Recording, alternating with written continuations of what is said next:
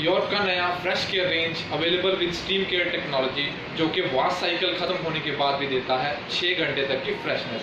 ये कपड़ों को रखता है बदबू से राहत और बैक्टीरिया फ्री, अपनी डेलीगेट स्टीमिंग और टम्बलिंग एक्शन के साथ। इसकी 6 sense soft move technology drum की मूवमेंट को कस्टमाइज करके मदद करती है कपड़ों को जिद्दी दाग निकालने में अपने सॉफ्टनेस टच के साथ। इसकी इंटेलिजेंस इन्वर्टर मोटर है जो कि इसमें unmatched quality, long lasting performance और प्रिसिशन देता है। और ये मशीन A++ एनर्जी रेटेड है, जो कि कपड़ों की बेस्ट वॉशिंग रिजल्ट देता है कम से कम इलेक्ट्रिसिटी कंजप्शन के साथ। और इसके अलावा इसके कुछ यूनिक फीचर जैसे कि कलर 15, जो कि ठंडे पानी का इस्तेमाल करके आपके कपड़ों को वॉश करता है।